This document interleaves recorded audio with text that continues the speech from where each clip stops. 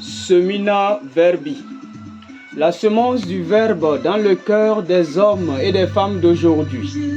Homélie du premier dimanche de Pâques, du jour de Pâques, année C, par l'abbé Christophe Larry, prêtre du clergé diocésain de Dapong au Togo. La première lecture est tirée du livre des Actes des Apôtres au chapitre 10, verset 34a et les versets 37 à 43. Le psaume 117.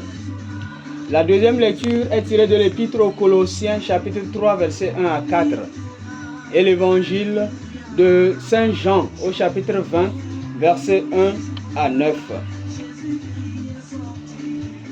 Dieu l'a ressuscité le troisième jour. Il lui a donné de se manifester non pas à tout le peuple, mais à des témoins que Dieu avait choisis d'avance, à nous qui avons mangé et bu avec lui après sa résurrection d'entre les morts. Fin de citation. Oui, bien-aimés du Seigneur, au matin de Pâques, nous contemplons le tombeau vide de Jésus. Un matin pas simple, et pourtant c'est celle de la grande joie de la résurrection. Un événement qui interroge notre foi. Que peut-on vraiment révéler? Que peut vraiment révéler donc un tombeau vide? Un tombeau vide n'apporte pas de crédit immédiatement et pourrait sous-entendre le rapport que fait Marie-Madeleine aux apôtres Simon-Pierre et Jean. Je cite, « On a enlevé le Seigneur de son tombeau et nous ne savons pas où on l'a déposé. » Fin de citation.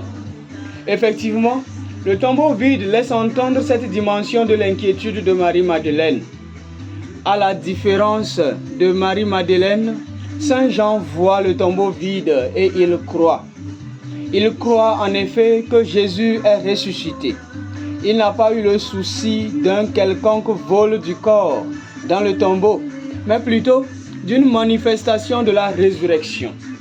Ainsi, le tombeau vide est rempli de mystères. Saint Jean, témoin des moments clés de la manifestation de la divinité de Jésus, a pu comprendre rapidement la résurrection en voyant le tombeau vide. Voilà pourquoi, dès qu'ils sont arrivés au tombeau, il laisse Simon-Pierre faire l'expérience du tombeau vide avant de se prononcer, car pour lui, Jean déjà, l'évidence était là. Christ est vivant.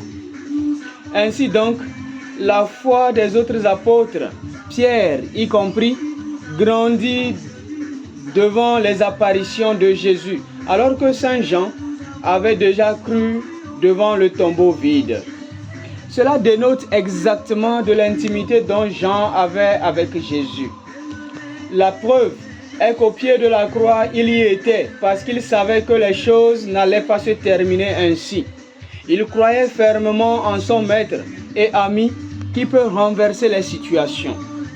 On comprend alors pourquoi au matin de Pâques, ce même Jean a couru très vite quand Madeleine leur annonce le tombeau vide.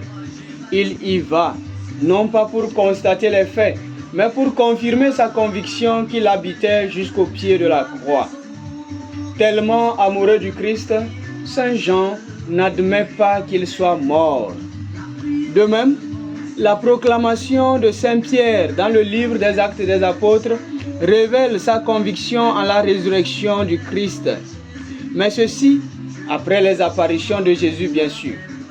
Le chef des apôtres, Pierre, affirme après expérience du concret, tandis que le disciple bien-aimé Jean croit déjà avec le tombeau vide.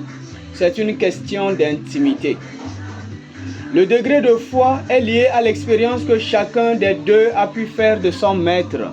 Ainsi, de l'expérience que chacun des disciples fait du maître Jésus pourra surgir la vraie foi en sa résurrection.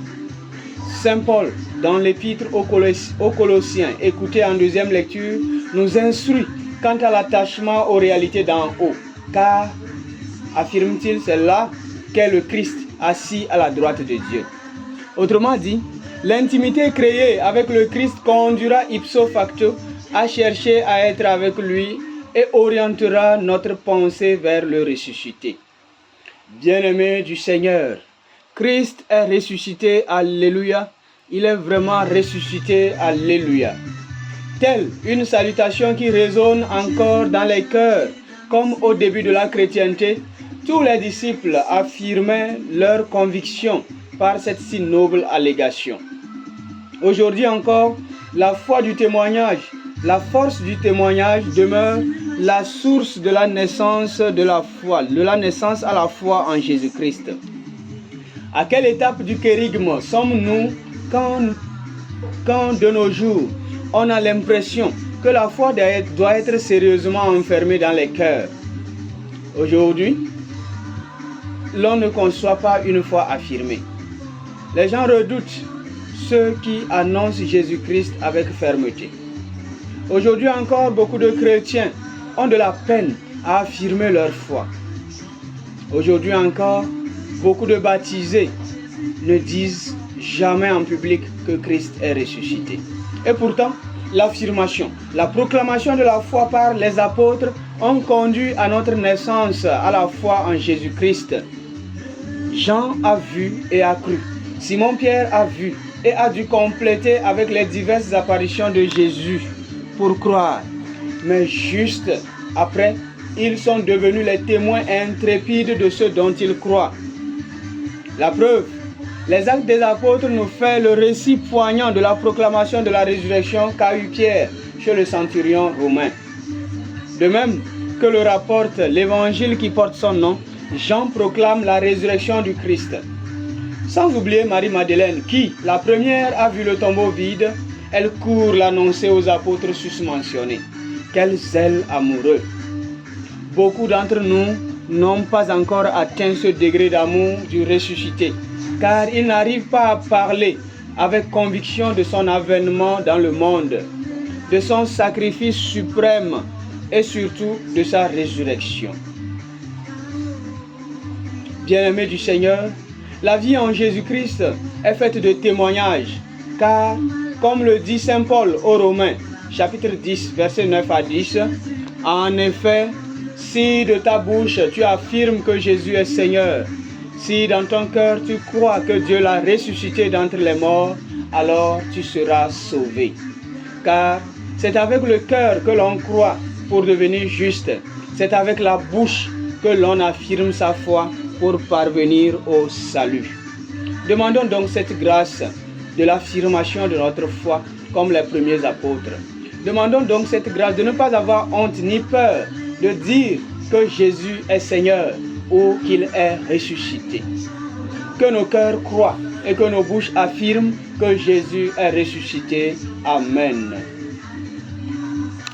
Jésus, Emmanuel,